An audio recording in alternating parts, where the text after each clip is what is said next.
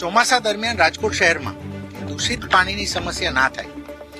સાથે સાથે ખરેખર લોકોને જે ઘર પર પાણી અમે આપીએ છીએ એનું પણ એક વ્યવસ્થિત ચેક કરીને યોગ્ય પાણી મળે, શુદ્ધ પાણી મળે, એ માટે એક પ્રિવેન્શનના ભાગરૂપે